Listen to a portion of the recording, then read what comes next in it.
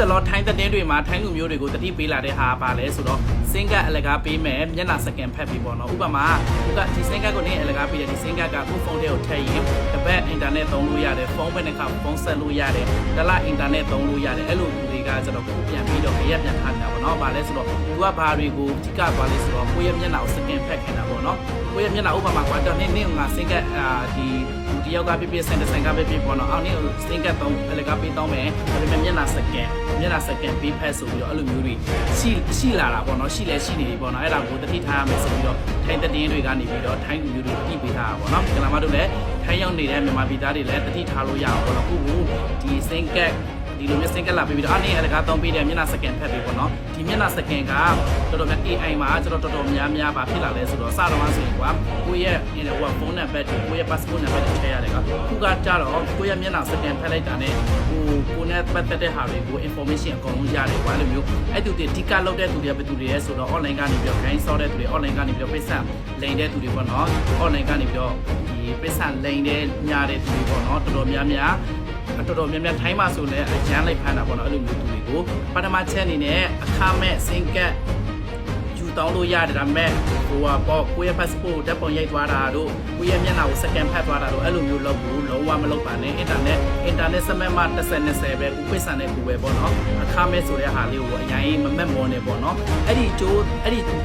တကယ်လို့ကိုကနေပြီးတော့သူတို့ပြောသလိုမျိုးကိုကလုံးမိလိုက်တယ်ဆိုရင်ဘာတွေဖြစ်လာမလဲဆိုတော့ထိုင်းနိုင်ငံမှာဆိုရင်ကိုမြန်မာပြည်သားတယောက်အနေနဲ့ထိုင်းလူမျိုးတယောက်အနေနဲ့ထိုင်းလူမျိုးဆိုရင်ကွာသူတို့ရဲ့မှတ်ပုံတွေ73လုံးနံပါတ်နဲ့ဒီလူကဘာလုပ်ထားလဲဆိုပြီးတော့လက်စစ်လို့ရတယ်ကိုရဲ့မြန်မာပြည်သားတွေအဲ့လိုပဲ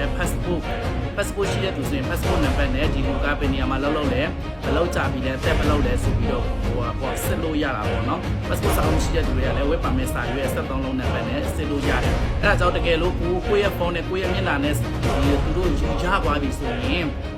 ဒီပတ်စံလိန်ခံထိထားတဲ့သူတွေကကိုယ်တိုင်လာတဲ့ချိန်ကျရင်ဒီလူကပတ်စံလိန်သွားရဆိုရင်ဒီကိုယ့်ရဲ့မျက်နှာနဲ့ဒါမှမဟုတ်ကိုယ့်ရဲ့ passport နဲ့ကိုယ့်ရဲ့ဖုန်းနံပါတ်နဲ့စစ်လာတဲ့ချိန်ကျရင်ကိုကဘူးမသိပါမသိတရေခံဖြစ်နေမှာပေါ့နော်အဲ့လိုမျိုးခရက်တွေနဲ့ထိုင်းမှာအရင်များတာပေါ့နော်ခုဆိုရင်ထိုင်းစာနဲ့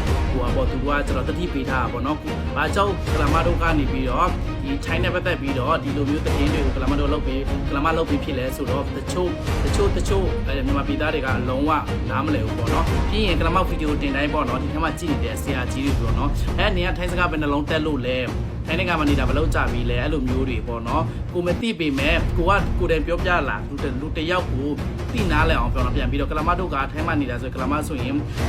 ဖြစ်လို့မဟုတ်ဘူးကလာမဆိုထိုင်းမှာနေတာ10နှစ်ကျော်ပြီထိုင်းစကားကိုထိုင်းတဲ့နေဆိုရင်ကလာမတို့အများနဲ့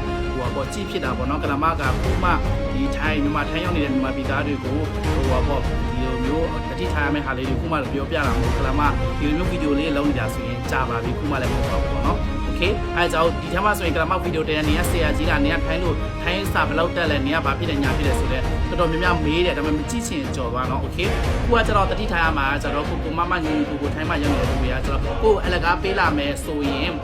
မမတ်မောပါနဲ့ခဏကြာရင်ကိုကနေပြီးတော့တရားစွဲခံတဲ့သူဖြစ်နေမှာအေးခံဖြစ်နေမှာပေါ့နော်အဲ့ဒါလေးကိုတတိထားရဖို့အတွက်ပေါ့နော်နောက်သတင်းတွေမှာလည်းကိုထိုင်းရောက်နေတဲ့မြန်မာပြည်သားတွေတက်တတိထားရမယ့်ဟာရှောင်ရမယ့်ဟာတွေကိုကလာမကကျတော့ထိုင်းသတင်းတွေလာတဲ့ချိန်တိုင်းတော့ပြန်ပြီးတော့ share လုပ်ပေးသွားမယ်နော် follow လုပ်ထားပေးတဲ့သူများကိုကျေးဇူးများတင်ပါတယ်